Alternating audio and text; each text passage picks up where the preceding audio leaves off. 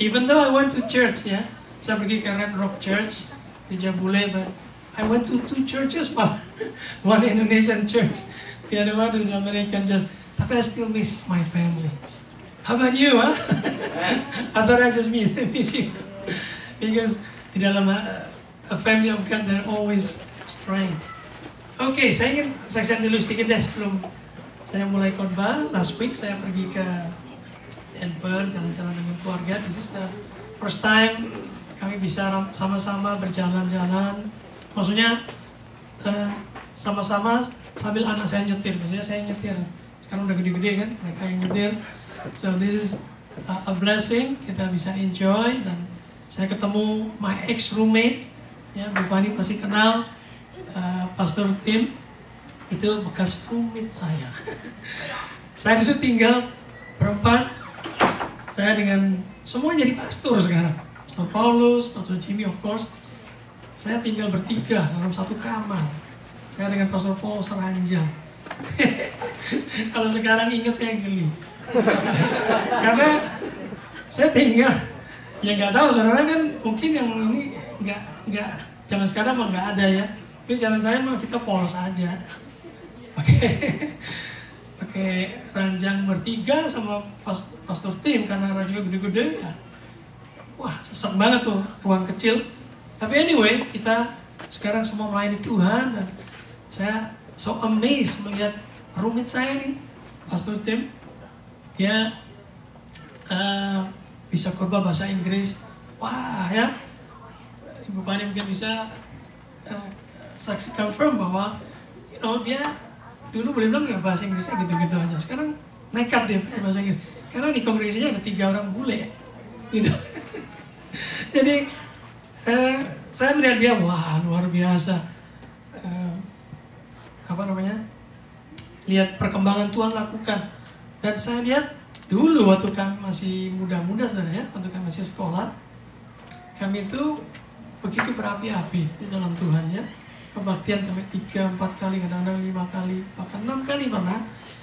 Dan karena api itu ya, yang kami dulu rasakan, sampai sekarang kami bisa melayani. Coba saudara, kita berteman sudah 30 tahun lebih kan, 30 tahun lebih. Tapi semua tetap di dalam Tuhan. Luar biasa. Nah, dia harus drive ya jauh-jauh, cukup jauh ke Colorado Springs. Ada satu lagi di mana daerah Glenwood, kalau nggak salah. Itu sekitar 2,5 jam drive rata-rata segitu. Dan ada jemaatnya ya saudara, saya amazed. Seorang ibu, seorang dokter. Dia seorang dokter ya. Saya kira penghasilan dia cukup ya. Dia tinggal di Pueblo. Kalau sudah tahu di peta, Pueblo itu about 1 jam dari Colorado Springs. Tiap minggu 13 years. Saya tanya, Bu, berapa jam? Ya kalau cepat ya 2,5 jam. Kalau telat-telat dikit 2 jam 45 menit. So, ibu udah berapa tahun? 13 tahun. Wah, apa sih membuat ibu datang ke sini? Ya nggak tahu, saya kepingin di sini ada fellowship. Terus ada lagi jemaatnya yang kerja di utara dekat Wyoming. 1,5 jam kira-kira. Saya amazing anak-anak muda. Pokok kata saya dapat bless dari mereka. Dan saya selama di Denver juga sempat diajak dia ke rumah sakit. Ada orang yang sudah koma, saudaraku. Anak muda yang half of his brain sebetulnya udah diambil karena dia, suicide tapi nggak mati. Jadi otaknya hilang setengah, ambles ini kepalanya. Saya puji Tuhan bisa doa untuk ketemu keluarganya, dan hari Minggunya saya sempat bersaksi di gereja. Jadi ya luar biasa saya ketemu dengan mereka. Dan anyway, saudara berapa yang pernah ke Colorado Springs ini? Oh pasti udah tahu kalau saya bilang saya jalan-jalan ke Garden of the Gods. Wah. Itu luar biasa pemandangannya, indah sekali. Saudara mesti ke sana tuh, mesti lihat di sana. Tempatnya Tuhan. Saya besar bersyukur. Dan waktu Jumat kemarin kan habis care group, saya bilang ini saya mau bagi traktat. Saya punya traktat nanti saudara, saya ingin bagi para saudara. Kita bagikan ke orang lain yuk traktat ini, saudara kasih ke temannya. Nah, Jumat malam lalu habis care group, saya ketemu sama my room, bukan neighbor, my neighbor. Karena saya harus ambil surat, udah malam-malam, dia masih terima. Saya datang, saya mau ngasih traktat, ngajak ngobrol sebentar. Terus saudara, oke, saya kasih aja. Pernah baca traktat ini enggak? Dia bilang, belum, jelas ya, dia bukan orang Kristen. Ya udah, ini buat kamu, ini baik, bagus sekali. Tahu-tahu dia bilang gini, doamu itu manjur loh katanya. Doa apa? Waktu dia mau pulang ke India, saya undang dia ke rumah, ngobrol-ngobrol, terus saya bisa doain kamu enggak? Saya doain dia. Ya kan? Kenapa manjurnya? Saya dapat upgrade business class. Nah, next time kalau aku mau pulang, aku minta doa lagi. Silahkan. Saudara, walaupun kecil-kecil, saya percaya ya, kita menabur pada tetangga kita ya. Mungkin mereka baru lihat sekarang begini-begini ya. Who knows, nanti suatu saat mereka butuh yang lebih lagi, mereka dapat miracle. Nggak mustahil bahwa mereka akan terima Tuhan Yesus. Amen. Oke, hari ini kita bicara mengenai honorable man. Last week saya percaya Pastor Peter bicara mengenai the vessel of honor, betul ya? Nah, hopefully kita nggak samaan, ada firman yang sama nih. Oke, kita baca dulu 1 Timotius 6, 1 sampai berapa nih? 2 ya. Saudara bisa baca sama-sama saya. Let all who are under a yoke as bond servants regard their own masters as worthy of all honors, so that the name of God and teaching may not be reviled. Those who have believing masters must not be disrespectful on the ground that they are brothers. Rather, they must serve all the better, since those who benefit by their good service are believers and beloved. Teach and urge these things. Paul mengatakan, kita ini kalau melayani, sekalipun bos kita itu orang percaya, jangan setengah-setengah. Amen, saudara? Maksudnya dengan kata dikatakan, kita ini mesti menjadi honorable man. Orang yang bisa melihat kita ini respect. Oke? Banyak orang Kristen tidak bisa direspect karena memang perbuatannya. Nggak masalah dia bisa doa panjang, nggak masalah dia bisa menyanyi hebat. Tapi masalah to be honorable man. Kalau kita bicara honorable man, all the women please. Ini bukan berarti hanya untuk cowok-cowok ini, itu buat mas, buat husband. Bukan, man dalam arti bahasa Inggris kan berarti manusia atau apa ya? Ya manusia lah, ya manusia yang honorable, artinya manusia yang bisa direspek, bisa dihormati.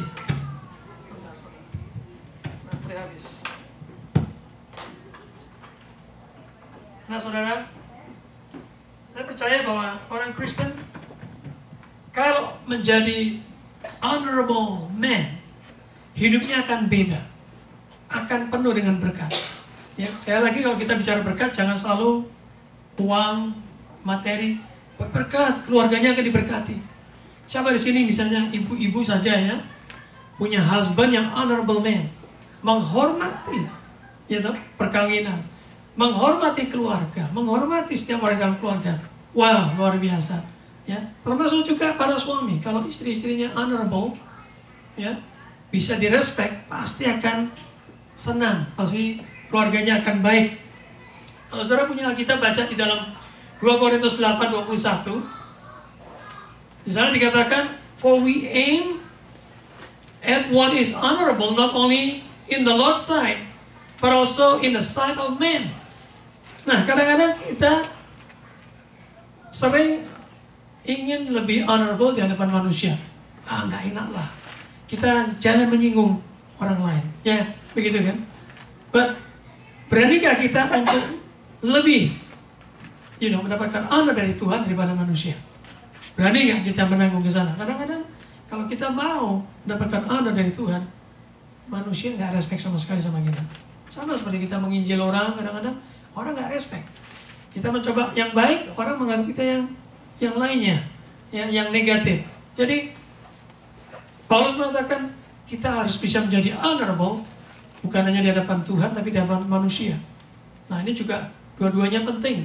Kerja misalnya, saudara, bagaimana Anda kerja di kantor? Ya, apakah orang-orang lain melihat sebagai student, orang lain melihat saudara sebagai orang yang bisa direspek atau enggak? Atau kerjanya cheating misalnya. Nah, Paulus mengatakan dalam saya senang ini 2 Timotius 2:20 gitu ya. Hafalnya cukup gampang. Dikatakan di situ ada 2 vessel yang dia ceritakan kepada Timotius muridnya, yaitu satu vessel apa? Honor, satunya dishonor. Di dalam rumah Tuhan itu ada 2. Ya. Ada orang yang bisa dipakai untuk honorable deeds atau works, ada orang yang nggak bisa.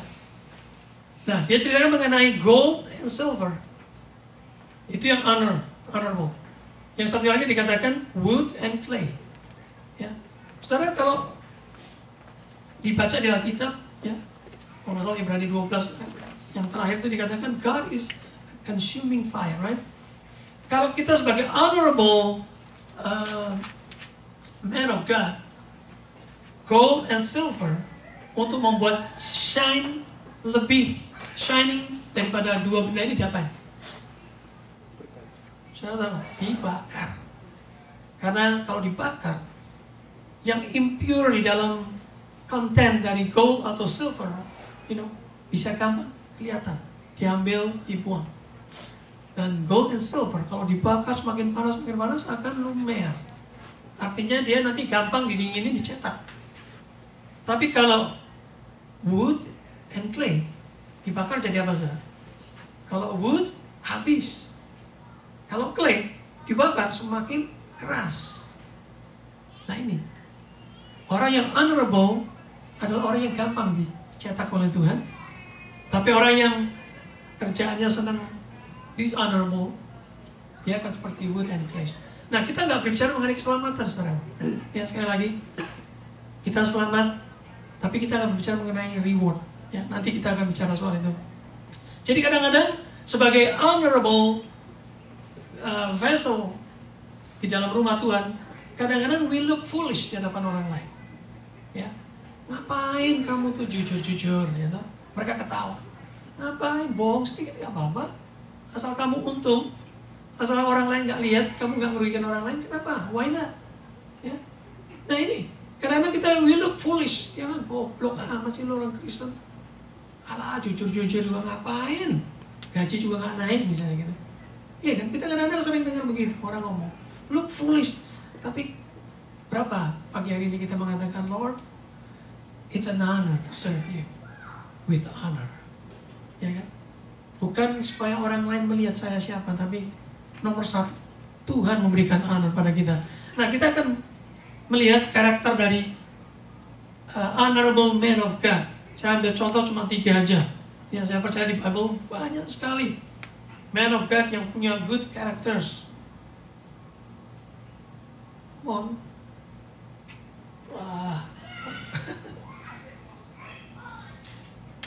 Oh, baterainya habis. Dishonor ini. Bisa tolong majukan aja deh, tolong. Karakter. Bisa maju. Oke, kita akan melihat nomor 1 adalah hidup dari Daniel. Ya, orang-orang yang saya ingin bacakan ini adalah orang-orang yang honorable di hadapan Tuhan, dan mereka karena honorable man di dalam Tuhan, hidup mereka sukses.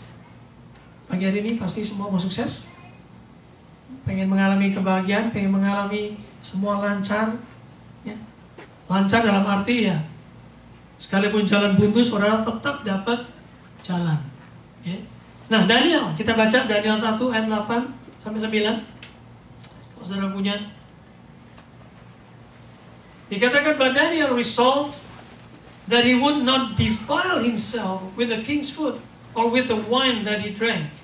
Therefore he asked the chief of the eunuch to allow him not to defile himself.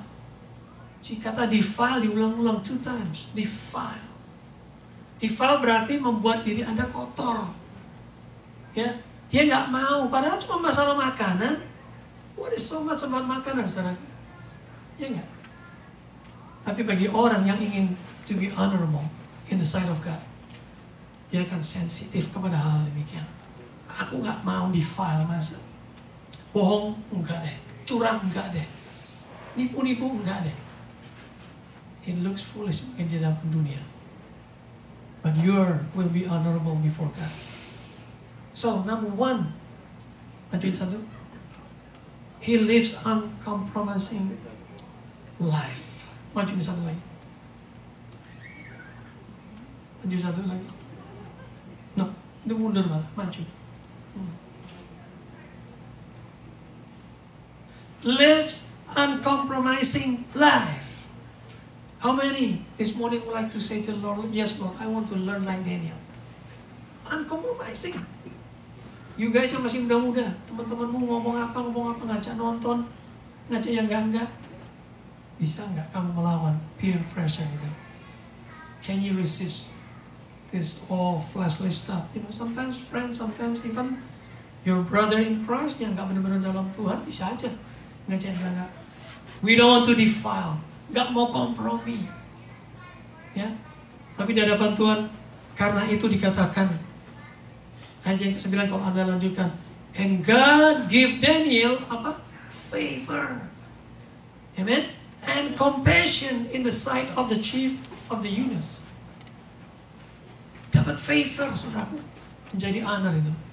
Tapi ada harganya. Harganya mahal. Tidak mudah. Kalau bos saudara ngajak yang untuk do business yang enggak. Gimana? Number 2, kita lihat di dalam Daniel 6 ayat 10. When Daniel knew that the document had been signed, he went to his house where he had windows in his upper chamber open toward Jerusalem. He got down on his knees 3 times a day and prayed and gave thanks before his God, and he had done previously. Nomor 2, orang yang honorable itu adalah, nomor 2, he's a prayer. Man of prayer. Nomor 2, he's a man of prayer. Berdoa. Orang yang suka berdoa. Saudara mau dapat favor dari Tuhan, harus ketemu Tuhan dong setiap hari. Ya.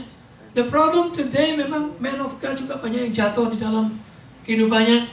Not because they don't know the word of God. Tapi many of them forget to pray much. Kan dikatakan doalah selalu, berdoa selalu, pray continuously. Baik kita pikir kita tahu firman, kita cukup ke gereja, cukup do this and that, and then udah. Padahal doa itu penting. Doa menentukan seseorang that he knows how to get power from God. Okay? I know doa bukan dimanipulate untuk get power, but doa adalah one way for you to get, power from God. Gimana Anda bisa mengalahkan segala yang tadi mencoba defile hidup saudara kalau kita tidak ditumpu dengan doa? Kadang-kadang kita pikir, doa ya 5 menit cukup, 10 menit cukup. Doa bukan, kita ingatkan sekali lagi, bukan hanya untuk jawaban doa kita. Amin. Doa adalah suatu link, suatu alat buat kita nyambung ke Tuhan. Ini loh yang penting.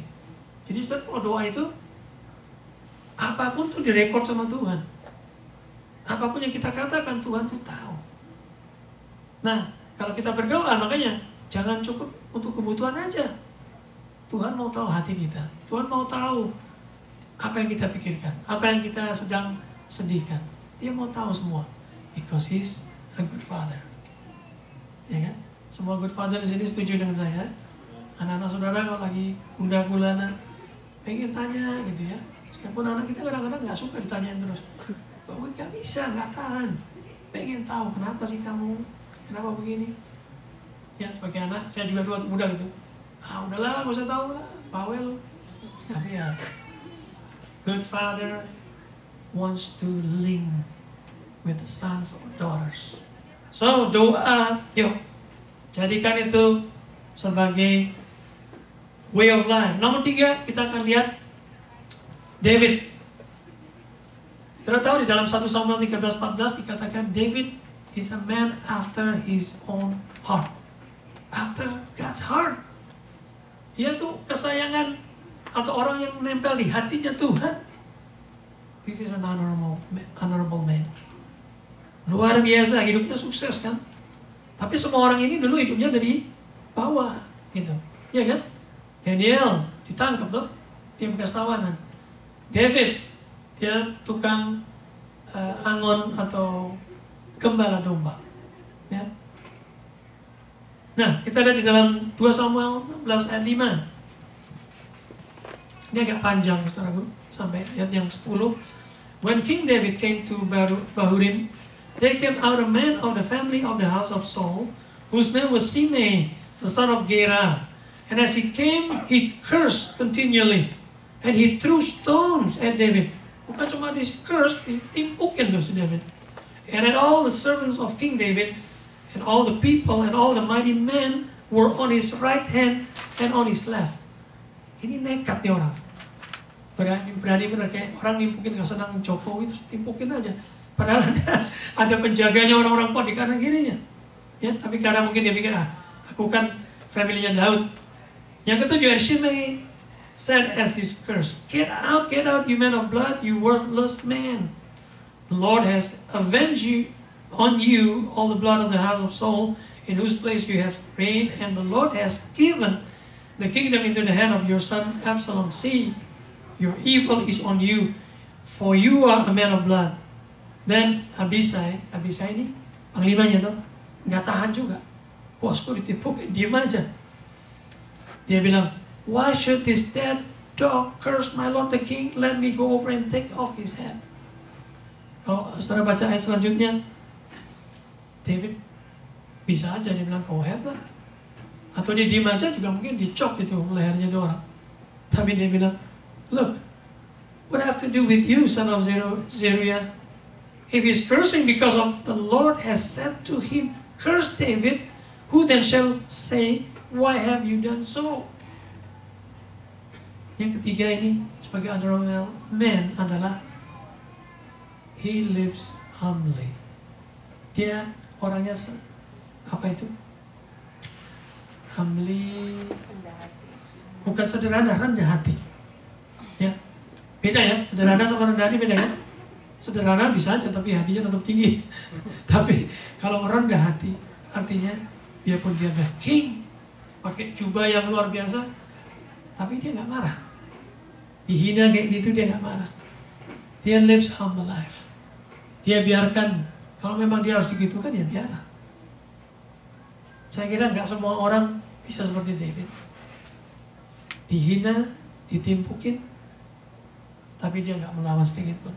Nah, kita kadang-kadang dalam hidup, sekali lagi saudaraku, susah ya. Ada orang ngecek kita, ada orang bikin statement yang nyakitin kita.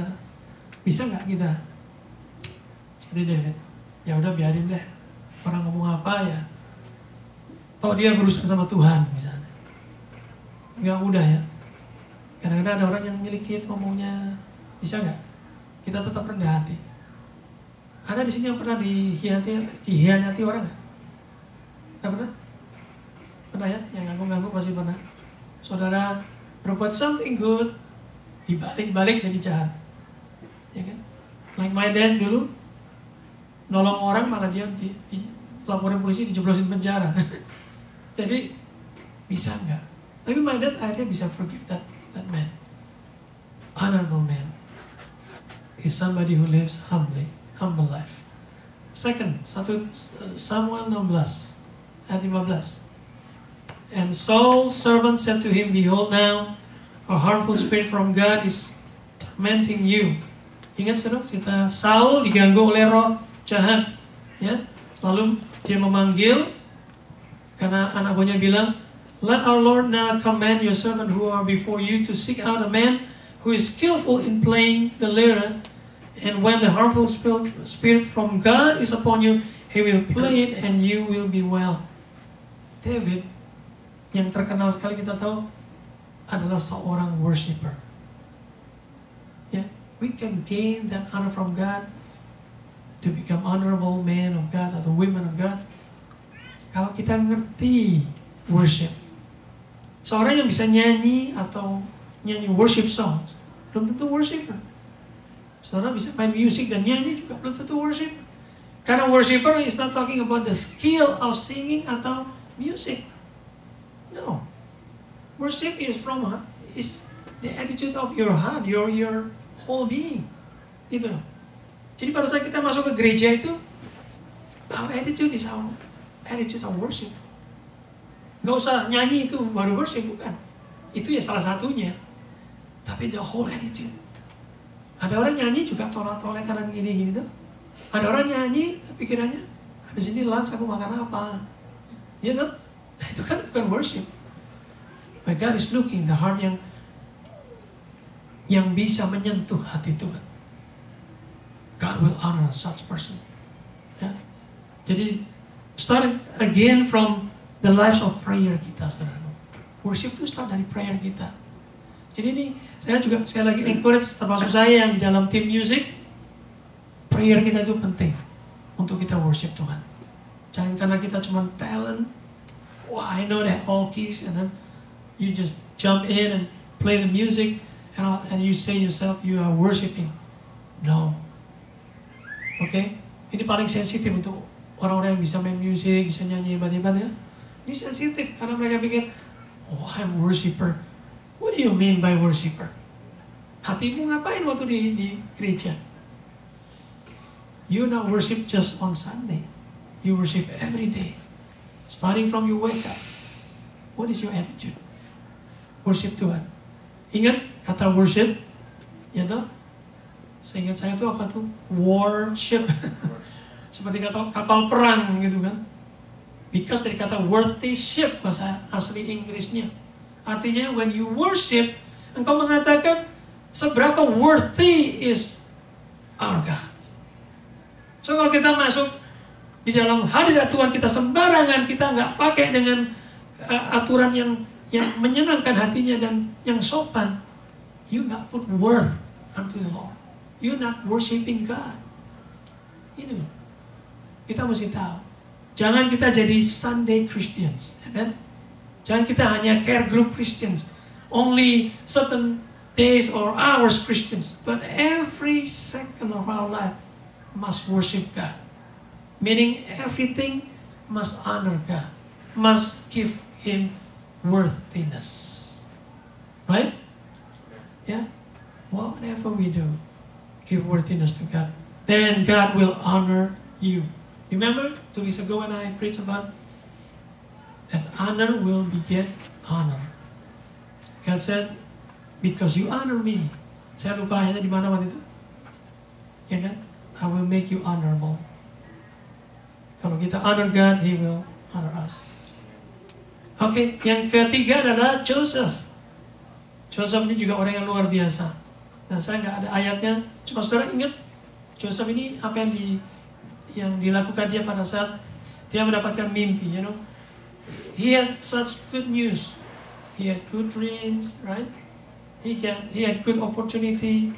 When he got all these nice dreams, tapi dia juga punya bad news. Setelah itu dia malah dibuang sama saudaranya. You see? Habis dia dapat good news again. Dia jadi Potifar tangan kanannya. Tapi kemudian setelah itu bad news lagi. Dia malah dicemplungin lagi ke penjara. Ya kan? Dia bisa interpret dream dari baker yang masuk penjara bersama dia. Tapi the bad news again, dia dilupakan di sana. Apa yang kita bisa pelajari Joseph? Walaupun dia mengalami segala macam. Sebagai honorable man, yang kelima, he lives faithful life. Faithful kepada Tuhan, apapun yang terjadi. Ya, saya dengar nih katanya, menurut prophetic news, September akan terjadi something. I don't know. You guys might believe, might not believe. You know, as for me, I just prepare for the Lord's coming. You know, every day, this is my main course. I have to be ready for the Lord. Second thing, ya tentang saudara mau nyiapin makanan September, boleh lah. Gak apa-apa, saudara. Gak apa-apa. Toh kalau gak ada apa-apa juga saudara makan juga lagi. Gak rugi. Ya toh? Jadi gak apa-apa. Kan saya dengar kata pertengahan September ya, 20-an itu. Saya waktu ke Denver juga ada seorang bule di gerejanya teman saya nih, approach saya, Pastor, I want to give you this. Coba buka linknya. This is about September. It's very crucial. Something is going to happen. Persiapkan makanan at least for 3 months. Aduh, tempatku taruh mana ya makanan 3 months, minuman. Saya berlima nih, berapa banyak saya mesti bawa nih. Jadi saya udah ketawa aja ya. Oke, it's okay. Kalau saudara percaya, siapin ke abang. Kalau nggak ada apa-apa ya makan lagi. It's no harm, okay? But the main thing is prepare for the coming of God. Okay, jangan prepare your food, your heart is not ready. Don't be like that. Nanti Tuhan datang, you get off guard, that's it. Meskipun saya percaya bahwa Tuhan selalu melindungi kita, tapi bisa saja, you know, kayak Samson tuh loh. Samson tuh lambang orang Kristen yang kuat. Setan itu tidak akan menghancurkan kita saat kita kuat, tapi saat kita lengah. Itu, ya lihat satu bolongan aja dia masuk. Nah, Joseph lives a faithful life. Ya, instead dia complain, dia sustain. Instead of he give up, dia rose up. Ya, saudara? Kadang-kadang kita sering komplain. Mari kita berhenti, kita sustain. Dalam arti kita be faithful, follow Christ. Kita nggak tahu deh apa yang akan terjadi. Dunia katakan ini, prophetic mengatakan begini. But for me, in my family, I just want to make sure we all ready for Christ coming. Ya, karena memang sudah disebutkan di Alkitab bahwa dunia ini akan hancur anyway. Ya, saudara mau kumpulin harta sebanyak-banyaknya, someday kita nggak akan enjoy itu semua. Ya, so dia acted positively in a negative environment. Semua tentang faithfulness, God's faithfulness, begitu nyata dalam hidup Joseph, sehingga dia menjadi a man that is capable to become honorable man, and God honor him. Akhirnya dia menjadi orang yang di-exalted.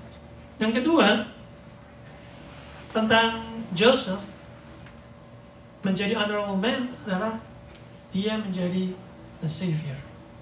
Nah, saudara mungkin pikir, emangnya dia Yesus? Bukan, memang bukan Yesus. But think about Joseph.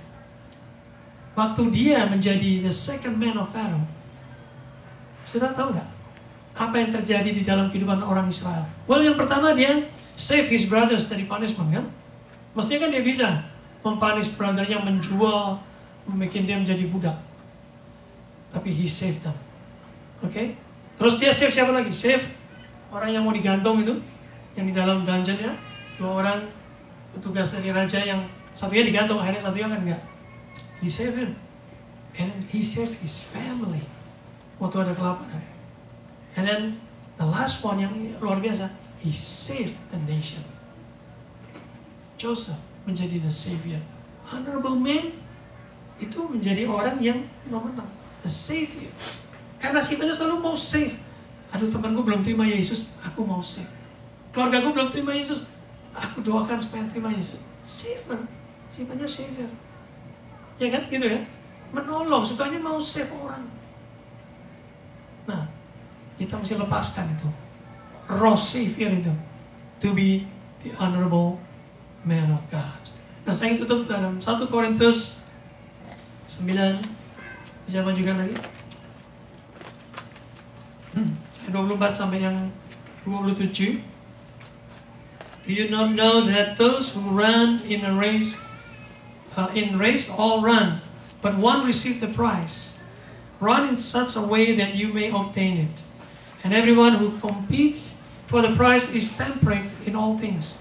Temperate dalam terjemahan lain mengatakan dia exercise self-control. Ya. Now they do it to obtain a perishable crown, but we for an imperishable crown. Therefore I run thus, not with uncertainty. Thus I fight not as one who beats the air, but I discipline my body. I discipline my body and bring it into subjection, lest, supaya jangan, when I have preached to others, I myself should become disqualified. Nah, saudaraku, tadi 6 hal. Mungkin saudara pikir, Apa bisa saya jadi honorable man? Kalau katanya suka harus gak boleh kompromi, harus humble, harus faithful, doa, sering doa, jadi worshiper, menjadi orang yang menyelamatkan orang lain. Kayaknya suka. Ini jawabannya.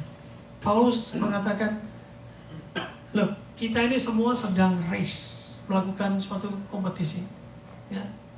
Saya percaya apa yang dikatakan Paulus ini bukan berarti kita compete with each other. Karena ada orang Kristen mungkin salah mengerti. Race diartikan kita ini compete satu dengan lain. Jadi di antara kita semua ini akhirnya cuma satu yang menang. Bukan. Dia mengartikan semua dalam race. Masing-masing ada race-nya. Ya. Race saya sama race-nya Victor beda, sama race-nya Yogi beda. Tapi kita semua harus menang. Gitu. Nah, untuk menang bagaimana? Dia bilang, I discipline, sekali lagi. Kata the discipline itu sama similar dengan kata to enslave. Nah, saudara, kalau orang di enslave itu diapakan? Hah? Gimana kira-kira di enslave? Apa kalau orang di enslave cuma dikatakan, ayo dong, pergi dong sama saya, ayo kamu mau keluar enggak? Bukan gitu kan? Gak ada orang yang nyuruh slave kayak gitu. Slave ya, pergi, ambil ini, sana kerjakan. Ini katakan dia bilang, tubuh kita ini perlu dipaksa. Amin? Mungkin bagian ini saudara bilang, well semuanya kan by the grace of God. Kenapa mesti dipaksa-paksa? Karena tubuh kita ini maunya maut. Tahu nggak saudara? Tubuh ini tidak membawa kita kepada kekekalan. Contohnya, saudara makan, dia mau makan banyak. Kalau dia suruh tidur, maunya tidur banyak. Kalau suruh senang-senang, nganggur-nganggur, ya maunya banyak. Ini celaka tubuh ini. Suruh doa, mau nggak? Susah. Suruh belajar Alkitab, susah. Suruh berlutut, aduh, dengkulku sakit, nggak mau lah semuanya. Doa, aduh. Tubuh ini harus dipaksa, saudara. Ya. Kalau saudara baca Smith Wigglesworth, wah, he's a man of God, honorable man. Saya dulu senang baca dia. Saya paling senang kalau dia berdoa. Berdoa berjam-jam. Itu kan ceritanya waktu dia udah tua. Tapi saya tahu prosesnya waktu dia sampai begitu. Dia paksa dirinya. Pernah dia sakit kencing batu ya, si Smith ini. Wah, dia percaya Tuhan. Tubuhnya nggak mau, dia harus khotbah. Tubuhnya kan sakit, saudara. Sakit kencing batu itu ada yang pernah ngalamin nggak? Kalau ke belakang tuh, waduh, merintih, nangis. Dan dia dalam kondisi itu dia paksa dirinya.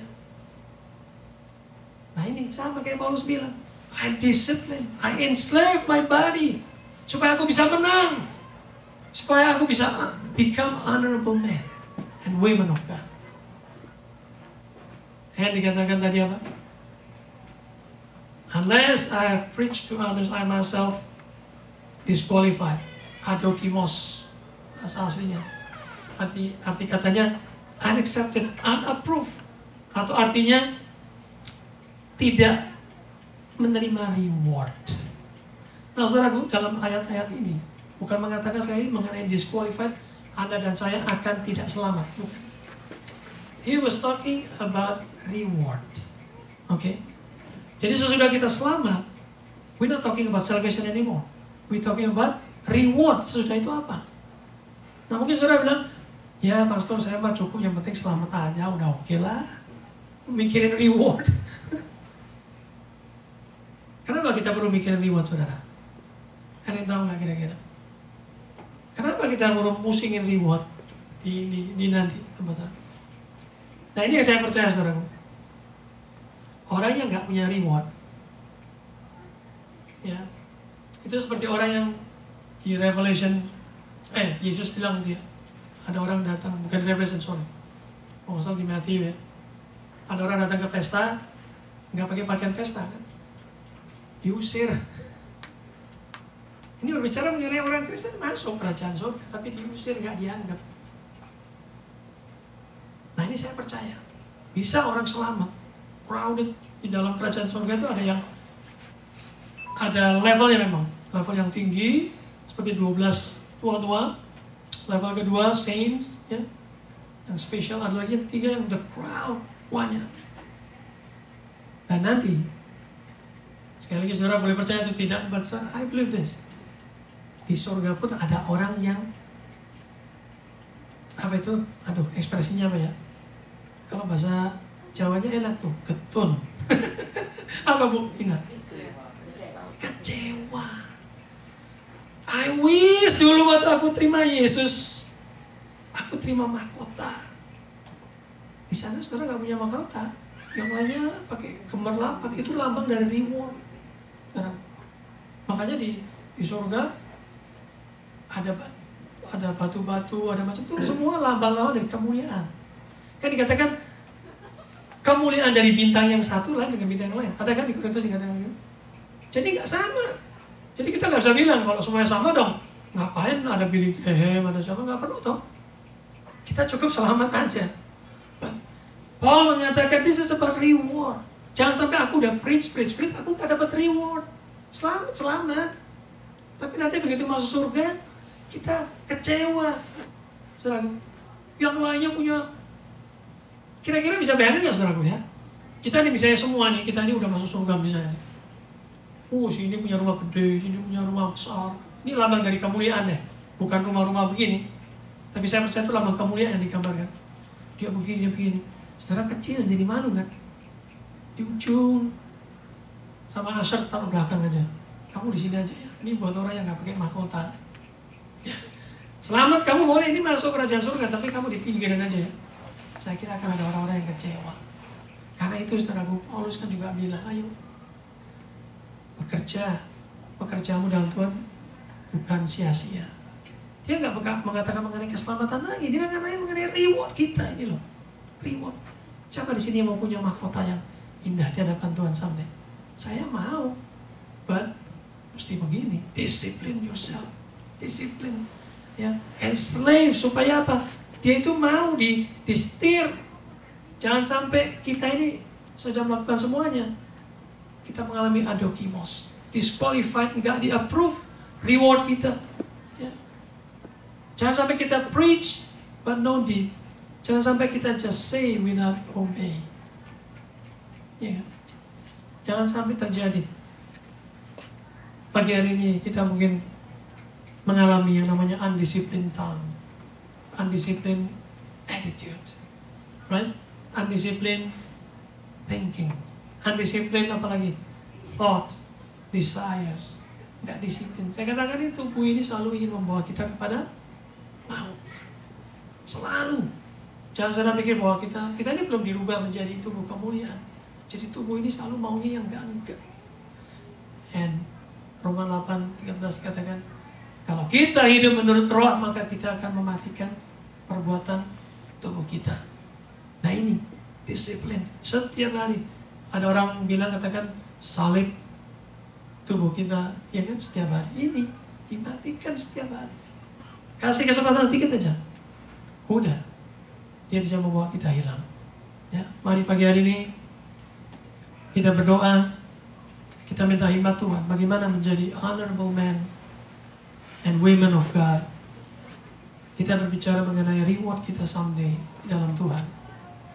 Jangan sampai kita kedapatan telanjang atau berpakaian tidak semestinya di dalam pesta Tuhan, ya, sampai akhirnya kita nggak dapat honor lagi.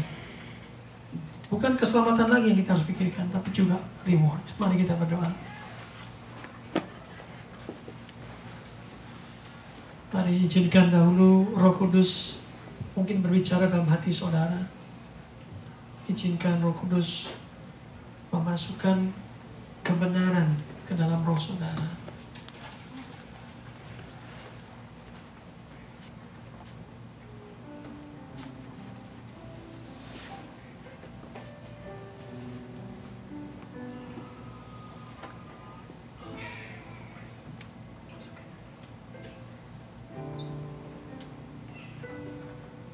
Tuhan, terima kasih Tuhan untuk firman yang membicarakan mengenai honorable men.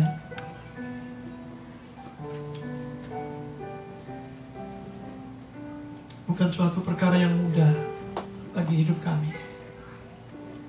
Namun kami rindu Tuhan, menjadi seperti Daniel, seperti Joseph, seperti Daud.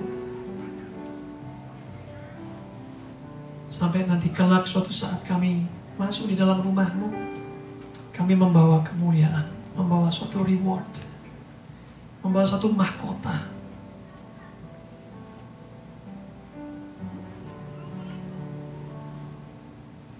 Biarlah firman yang dikatakan oleh Paulus untuk mendisiplinkan tubuh ini boleh terjadi dalam hidup kami Tuhan. Ajar Tuhan, kami bisa menaklukkan tubuh ini. Enslave it for your glory God. Supaya setelah kami membaca firman, berdoa, memberitakan firman, kami gak disqualified.